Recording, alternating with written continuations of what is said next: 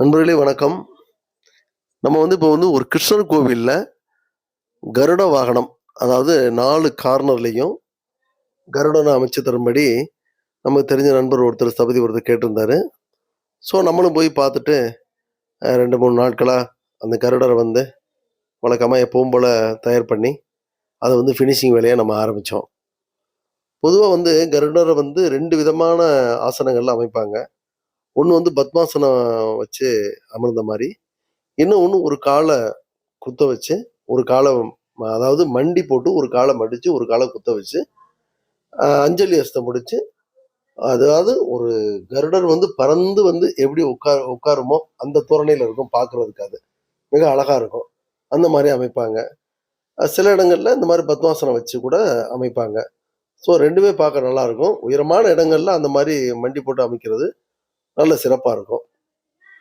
கருடருக்கு பெரும்பாலும் நாகாபரணம் அதிகமா வச்சு செய்வாங்க. அது முறைப்படி செய்யணும் அப்படின்னு கேட்டா 9 இடங்கள்ல அந்த நாகாபரணங்கள அமைக்கணும். அதாவது பாதத்துக்கு மேல கண்டக்காலுக்கிட்ட வலது இடது கால்ல ஒரு ஆபரணம். கையில அதே மாரி வலது இடது கையில மணிக்கட்டு கையில அதே மாரி அமைக்கணும். அதுக்கப்புறம் 2 கையும் சேரக்கூடிய இடங்கள்ல இந்த பக்கமும் அந்த வலது பக்கம் இடது பக்கத்துலயும் அதே மாரி 2 பாம்பு சர்ப்பம் செய்யணும். அப்புறம் கழுத்துல ஒரு சர்ப்பம் ஒண்ணு நாகாபரணம் செய்யணும். அதற்கு அடுத்தாப்புல பார்த்தீங்கன்னா, கிரீடத்துல அந்த கரண்டம்னு சொல்லுவாங்க. மேல கிரீடம்னு சொல்லி உச்சியில இருக்கு இல்லையா? அதுக்கு கீழ அந்த கரண்டத்த சுத்துற மாரி ஒரு நாகாபரணம். அதுக்கு அடுத்தபடியா இடுப்புல ஒரு நாக சுத்தி இருக்க மாரியும் அமைப்பாங்க.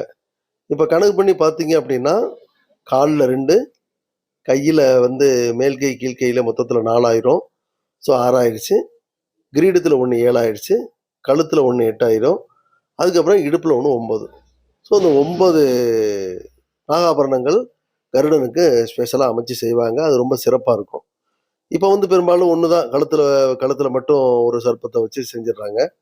என்ன காரணம்னு கேட்டீங்கன்னா, மற்ற இடங்கள்ல நம்ம வேறு விதமான ஆபரணங்கள அமைக்கும்போது கொஞ்சம் பார்க்கறதுக்கு அழகா இருக்கும். வெறும் நாகாபரணமா அமைக்கும்போது, கொஞ்சம் அது ஒரு எம்ப்டியான ஸ்பேஸ் அதிகமா தெரியிற மாரி தெரியும். ஸோ அதனால மற்ற ஆபரணங்களையும் இதோட கலந்து போடும்போது பார்க்கறதுக்கு ரொம்ப அழகா இருக்கும்.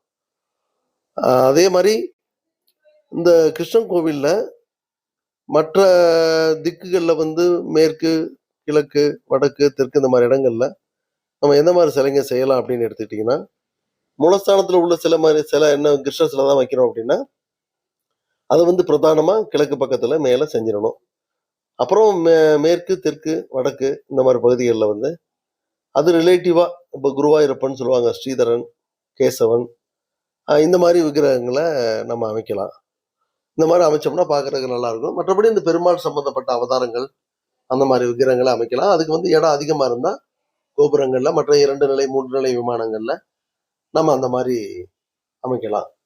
இப்ப கிருஷ்ணருக்கு அந்த வாகனமான கருடர் கழுத்துல ஏன் நாகாபரணம் இருக்கு அப்படிங்கிறது என்ன காரணமா இருக்குன்னு நீங்க நினைக்கிறீங்க?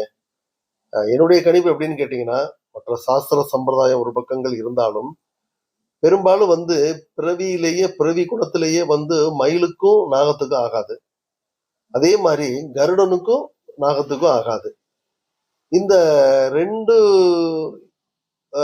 ஜீவராசிகளுக்குமே இந்த நாகத்த ஆகாது. ஆனா 2மே பக்கத்துல இருக்கும். அது மயிலுக்கு கீழ கால்ட்ட பார்த்தீங்கன்னா, முருகனுக்கு கீழ சர்ப்பம் நிக்கிற மாரி ரொம்ப ஃப்ரெண்ட்ஸ் மாரி நிப்பாங்க. அதே மாரி கருடரே அவர் கழுத்திலேயே நாகத்த ஆபரணமா போட்டிருப்பாரு. இதெல்லாம் எத உணர்த்துதுன்னு நினைக்கிறீங்கன்னா, அதாவது பகைமையை மறந்து எதிரியாக இருக்கக்கூடிய 2 ஜீவராசிகள் பகையை மறந்து ஒரு நண்பர்களா திகழுது அப்படின்னா, அப்ப எந்த அளவுக்கு அன்பு மேலோங்கி இருக்குங்கிறத கடவுள் நம்மளுக்கு இதன் ரூபமா நம்மளுக்கு உணர்த்துறாரு.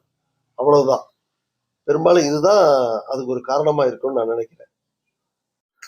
பெரும்பாலும் கருடனுக்கு முகம் செய்யும் பொழுது கண்ணை நீள் வடிவில செய்யாம நல்ல உருண்டையா ரியல் கருடனுக்கு எப்படி இருக்குமோ அந்த ஒரு கருட பட்சிக்கு கண்ணு பார்த்தீங்கன்னா உருண்டையா இருக்கும், ரொம்ப கூர்மையா இருக்கும். ஸோ அதே மாதிரி நம்ம செய்யும் பொழுது அதனால உருண்டையா, அதே மாதிரி மூக்கை அழகுன்னு சொல்லுவாங்க. மூக்கை அந்த ஃப்ரண்ட் சைடில் கொஞ்சம் வளைஞ்ச மாதிரி வைக்கணும்.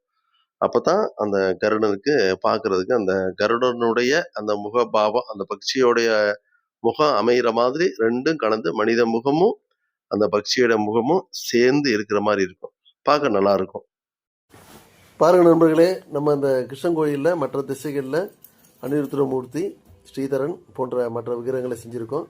கிழக்கு பகுதியில கிருஷ்ணமூர்த்தி அமைச்சிருக்கோம். மீண்டும் ஒரு அடுத்த நல்ல ஒரு வேலைப்பாடுடன் நான் உங்களை சந்திக்கிறேன். நன்றி, வணக்கம். நன்றி நண்பர்களே.